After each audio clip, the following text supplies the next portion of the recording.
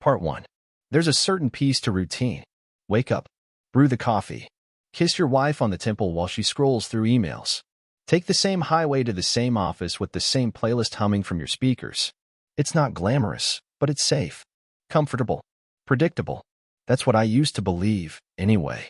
My name is Robert Harris, 38 years old, systems engineer for a telecommunications company in Indianapolis. I've been married to Ashley for 9 years. We met in college, me, the awkward coding guy, her, the communications major who made people feel seen.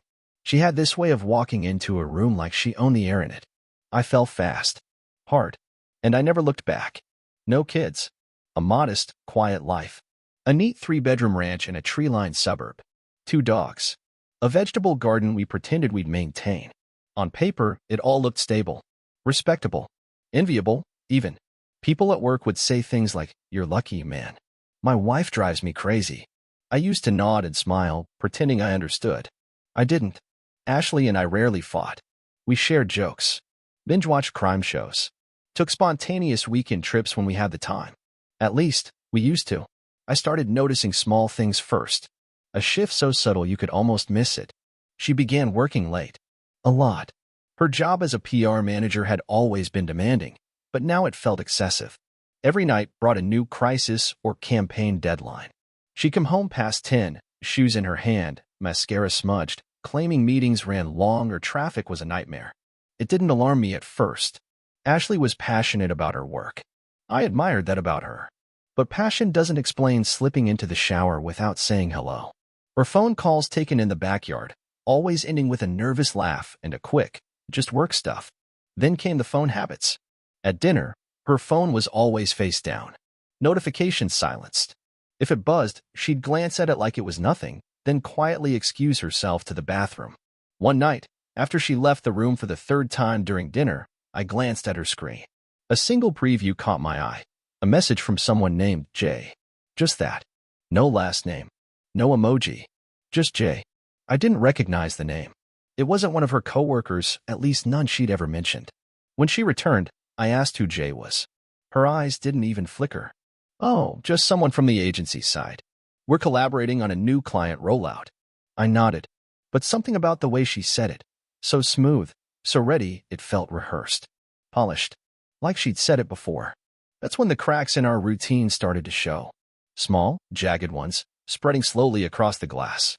I tried to shake it off. Told myself I was overthinking it. Paranoia doesn't suit me. I'm not the jealous type. Never have been. I believe in trust. That's the cornerstone of everything, isn't it? But even cornerstones crumble if you ignore the termites. Ashley's scent began to change. I know how that sounds. But after nearly a decade together, I knew her smell. Knew the lavender shampoo she favored, the subtle vanilla perfume she wore to work. But lately, there was something else. Muskier. Sharper. Once, I leaned in to kiss her neck and caught a whiff of cologne, something I didn't recognize. It wasn't mine. She pulled away before I could ask. "Sorry, long day." "I'm exhausted," she said. I didn't press. I just nodded and went to the other room, pretending I had emails to check. Our intimacy faded too, gradually, like sunlight dying in slow motion behind the blinds. She stopped initiating. Even when I tried, she'd flinch slightly, then offer a weak smile and say, "Rain check?" Always a rain check. The forecast never changed. Still, I made excuses for her. Maybe she's just stressed, burned out, hormonal. Anything but the obvious. But the obvious started to tap on my shoulder more persistently. She left her laptop open one night when she went to shower. I didn't go snooping, not really. I just looked. The screen was open to her email, and a thread caught my eye. Subject line, "Last Friday." She'd replied to someone, "Again, Jay?" I can't stop thinking about it. We have to be more careful. I felt like someone had dropped a bucket of ice into my chest. I didn't read the whole thread. I closed the laptop, sat on the couch, and stared at the TV without pressing play. The silence in the house was deafening. When she came out, hair wet, in one of my t-shirts, I smiled like nothing had happened. She curled up next to me like she always did. I let her, because I wasn't ready. Not yet. But the seed was planted, and it was growing fast. Something was off, deeply off, and I was done pretending I didn't see it. Part 2. It's strange how quickly suspicion turns into habit. I used to wake up thinking about breakfast, weekend plans, the next work sprint. Now, I wake up cataloging lies. Ashley's alarm would go off, and before she even stretched, I'd be watching her, trying to read her face, catch some crack in the expression. But she was smooth, smiling, kissing me on the cheek like everything was normal. She always played the role perfectly, and maybe I would have believed it, if not for what I'd seen in that email. I didn't confront her about it. Not directly. Instead, I started observing. Quietly, methodically. Her phone was still always face down. But now, I noticed she never let it leave her side. Even in the shower, she'd tuck it under her clothes on the bathroom counter. I checked it once while she was asleep. The thing was locked, of course, but I managed to memorize her pattern after 3 nights of watching her use it under the glow of the bedside lamp. It was simple, lazy, a triangle swipe. Inside, everything was clean. Too clean. No J in her contacts. No J in texts. But she had a second messaging app, one I'd never seen before. It was hidden behind a fitness folder, disguised as a calorie tracker. When I opened it, it demanded a PIN. I didn't push further. Not that night. Instead, I went after the tangible. I started watching her commutes. She always left the house by 8 a.m. Claimed she had to get in early to prep for 9 a.m. stand-ups. So I followed her once, driving 2 cars behind, windows tinted. She didn't go to the office. She went to a Starbucks on 14th and Broad, stayed in her car for 45 minutes, and then drove off in the opposite direction of her workplace. I tailed her again the next day. Same coffee shop, same parked wait, same evasive route. When she finally arrived at work, it was nearly 10:30. I asked her that evening, playing dumb, how work was going. She replied with a sigh and some half-hearted story about a chaotic morning and a coworker who called in sick. So you went in late? No, she said, frowning. I was there early. Had to help set up for a brand presentation. That was lie number 1. Documented. Burned into my mind. The next week, I asked to take her out for lunch, surprise her at work. She agreed, but said she had a lunch meeting on Thursday with her agency partner. I waited until she left, then drove to her building and parked across the street. She never showed. Her car was nowhere to be found, and her office badge wasn't used until after 2 p.m. when she returned, according to a friend I'd quietly bribed in the front desk security team with Colt's tickets and a smile. That night, I confronted her. Nothing dramatic, just dropped it in as we sat at the kitchen table, eating takeout Thai food. How was lunch with your agency partner? She blinked, chopsticks frozen halfway to her mouth. Good. Productive. I smiled. What's his name again? Jay. She didn't even hesitate. But the air shifted, just a little. Interesting, I said, standing to grab a beer from the fridge. I thought Jay was from the internal side. I thought your partner was Natalie. She looked up, annoyed now. Why are you interrogating me? I'm not. Just making conversation. She pushed her plate away and stormed out of the kitchen. Later that night, she climbed into bed beside me like nothing had happened. No mention of the fight. No apology. Like the argument didn't even exist. It was gaslighting at its most casual. Effortless. That was the night I decided I needed help. I ordered a cloning tool online. A small USB device that could copy the contents of her phone when connected to a laptop. I also ordered 2 GPS trackers. One for her car. One for her purse. I told myself it was overkill. That I was losing my mind. That maybe I'd become the villain in our story. But every time I second-guessed myself, I remembered her email. We have to be more careful. When the tools arrived, I waited for the perfect opportunity. Ashley had a Saturday spa appointment, supposedly a gift from a coworker. She left the house mid-morning, promising to be back by 5. I moved fast. I cloned her phone in under 10 minutes. Planted the trackers. Swapped her gym bag for a duplicate I'd rigged with a listening device. I felt like a man building a bomb in his own home. Steady hands, cold sweat. That night, I listened to the first recording. Nothing but idle conversation and music until around 4 p.m. Part 3. I hired the private investigator 2 days after I heard the recording. His name was Whitaker. Ex-cop. Sharp eyes, gravel voice, no nonsense. The kind of man who's seen every shade of betrayal. I didn't have to explain much, just handed him Ashley's name, license plate, a photo, and said, follow her. He nodded like he already knew where it was going. I wasn't looking for maybes anymore.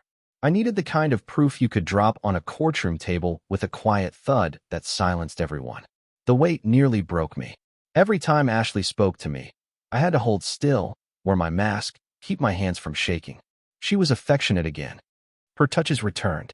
Her lips found my cheek more often. She'd started making dinner. Started laughing again. It was all part of the plan. She was trying to smooth the landing for her lie. Warm me up for the pitch. Tell me about the baby when the timing felt safe, when she thought I was pliable again.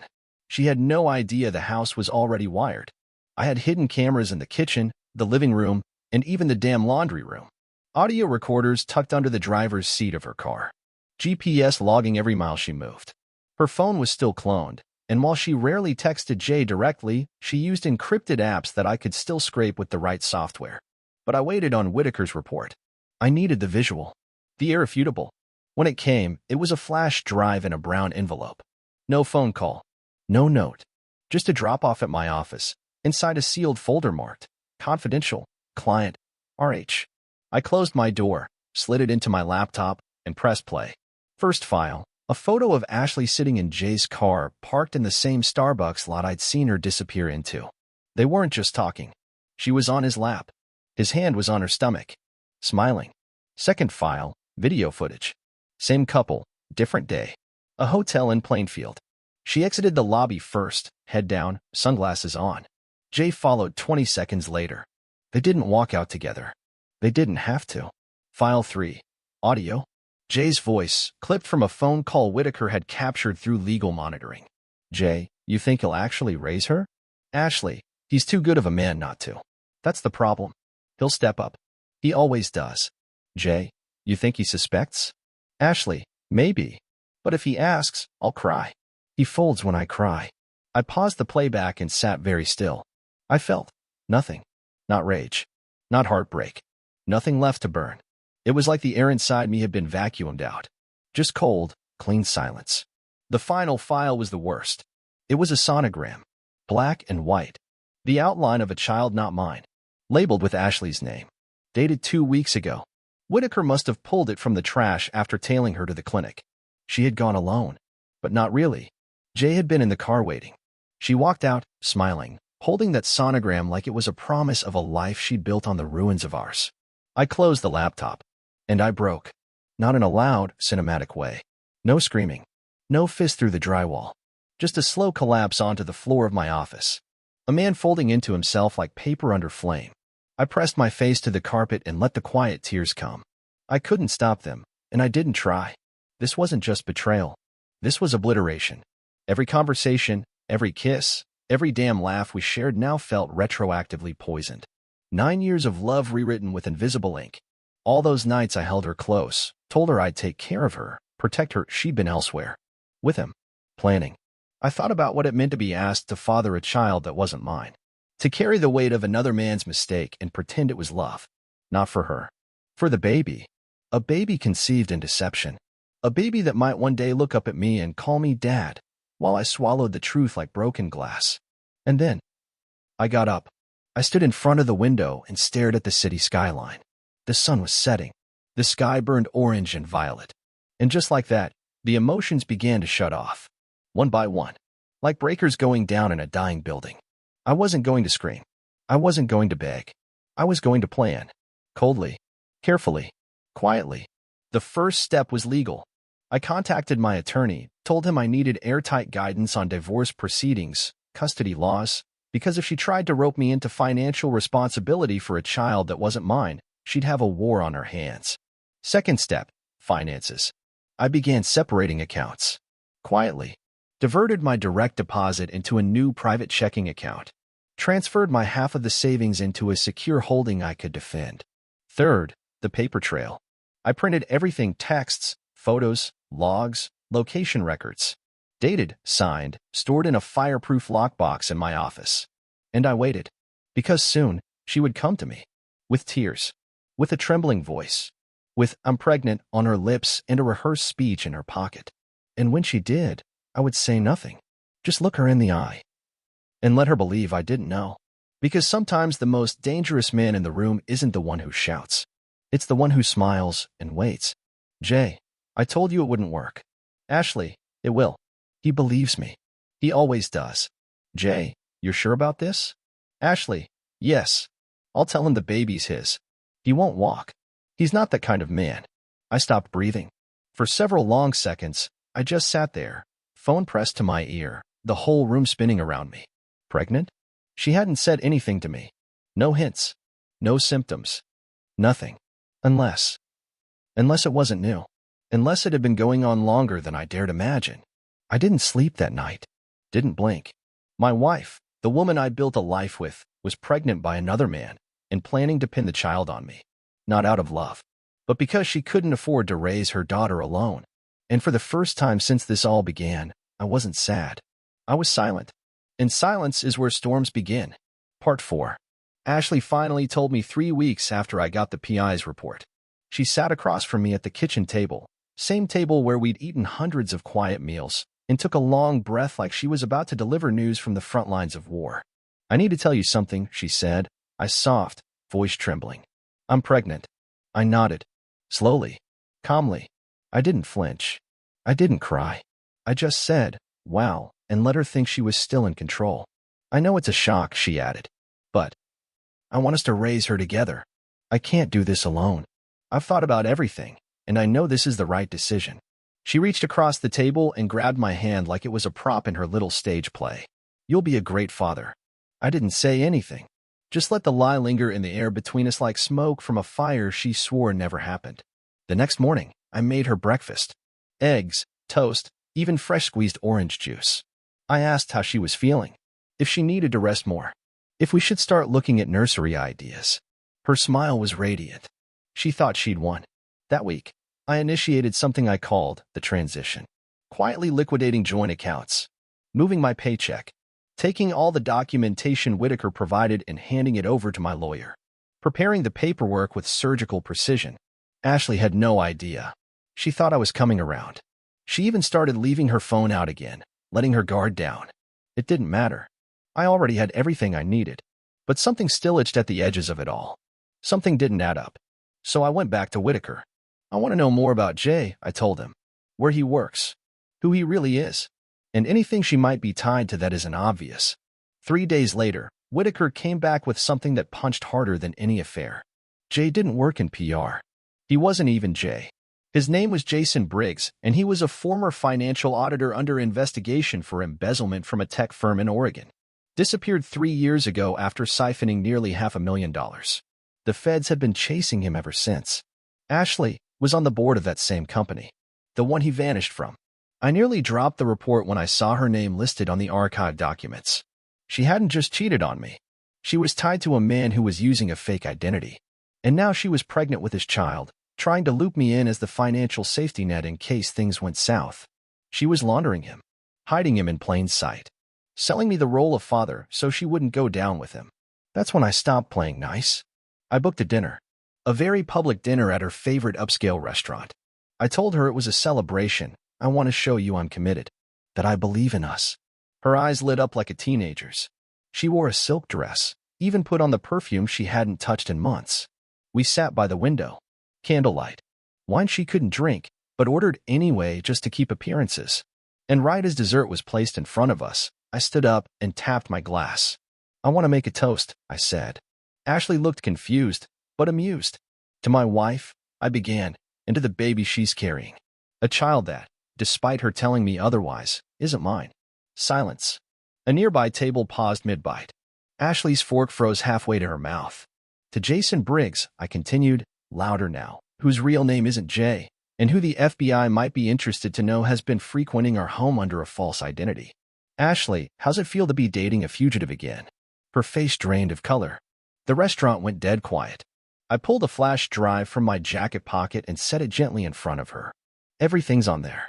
Photos, conversations, financial records. I've already submitted copies to my lawyer. Oh, and one to the feds. Just in case you try anything cute. You're insane, she stammered, trying to stand. I didn't stop her. Let her flee. Let her run from the truth she built with designer smiles and late-night lies. The next morning, I served her divorce papers at work. Publicly. By the time lunch hit, her inbox was filled with inquiries from HR, legal, and, according to a tip from Whitaker, a special agent who'd taken interest in her financial connections to Jason Briggs. She tried to call me later. Left 4 voicemails. Each more frantic than the last. This is a mistake. You don't know what you're doing. You're ruining my life. I'll go to jail, Robert. And finally, please, I'll tell you everything. Just don't leave me alone in this. But I never replied. The final nail came a week later when my lawyer called. We've secured full financial protection. She can't touch your accounts, your retirement, or your property. And since the child isn't yours, you're absolved of any paternal obligations. Good, I said, staring out my office window. Anything else? Yes, he added. The feds want a statement. You're not in trouble. They just want to confirm what you saw. I nodded. Let them dig. Ashley had set fire to everything we'd built. And now she wanted me to hold the hose while she cried in the flames. But I was already walking away. Part 5. Ashley vanished for a while after the divorce papers were served. Changed numbers. Deleted her social accounts. Quit her job, whether by choice or pressure, I don't know. Or care. The last I heard, she'd relocated to North Carolina to be closer to family. Which was a convenient way of saying far enough that nobody asks too many questions. Jason Briggs, or Jay, or whatever his name actually was, got arrested 2 weeks later crossing state lines under a fake ID. FBI picked him up at a gas station in Tennessee. Ashley wasn't with him. She probably knew the net was closing and decided self-preservation was more important than love. They both got what they deserved. But no one ever talks about what happens to the person left standing in the wreckage. The one who didn't lie, didn't cheat, didn't run. I stood there alone, ankle deep in ash, trying to figure out what life was supposed to be when the illusion was gone. I didn't date. I didn't party. I didn't find myself on some spiritual retreat or drink bourbon in a cabin in the woods while writing poetry. I just lived. I got up, went to work, came home, cooked, slept. Pain doesn't always come as a flood. Sometimes it's slow, rotting. A quiet ache behind your ribs that only speaks up when you're laughing at something on TV and realize there's no one next to you anymore. It took 6 months before I deleted her number. 8 before I stopped checking old photos.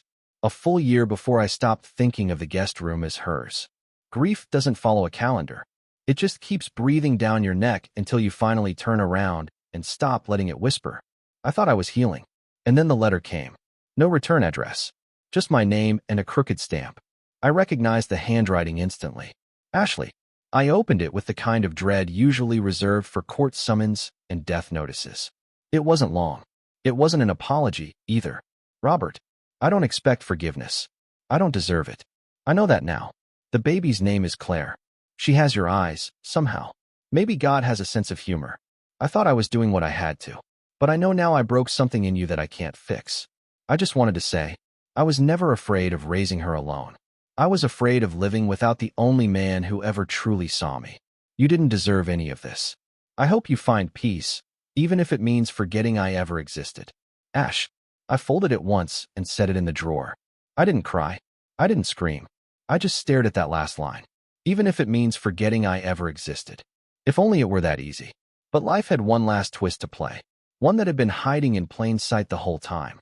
It started when I visited my mother in early spring. She's never been one to pry, but she always noticed more than she let on. Over tea, she looked at me and said, "You remind me of your father when he left." I froze. Left? Dad died in a car accident when I was 6. She looked down at her mug. That's what I told you. I wanted you to grow up idolizing him, not knowing what he really did. What are you talking about? She didn't answer right away, just sighed and said, "He had another family, Robert. A woman in Michigan. A son. I found out when you were 5. I told him to choose. He left the next morning and died 2 weeks later heading back from seeing them." The room tilted. I didn't tell you because I didn't want you growing up angry. I wanted you to be better than him. I left that night without finishing my tea. Drove for hours, lights blurring, hands shaking. Suddenly, all the pain I'd buried came roaring back. But this time, it wasn't just Ashley. It was legacy, blood, fate. Had I always been destined to be lied to? Betrayed? Or worse, had I inherited it? Was I blind to Ashley's lies because I was born from one? And in that moment, something dark clicked into place. Maybe the reason I saw it coming, even if I didn't want to admit it, was because somewhere deep down, I'd always known the story doesn't start with you. It echoes, repeats, unless you stop it. So I did. I shredded Ashley's letter, deleted every trace of her from my life, donated the wedding ring to a shelter, sold the house. Moved to a smaller city where nobody knew my name, and I could start over without ghosts in the walls. I didn't forgive her. I didn't find some enlightened version of myself. I just got real. Started living with both eyes open. Now, when people ask if I've ever been married, I say, once. And when they ask what happened, I say, life. No more details. No more sympathy. Because I'm not a victim. I'm not a cautionary tale. I'm a man who crawled out of a burning house and didn't just survive. I rebuilt. Stronger. Colder. Wiser. And if she ever shows up again, if she brings that little girl with my eyes and asks me to remember who I was before she tore me apart, I'll look at them both and smile. And then I'll shut the door. Because I owe nothing to the woman who used my love like a ladder out of her own failure. And the only legacy I'll pass on now is that some men may bend, but we never break. The end.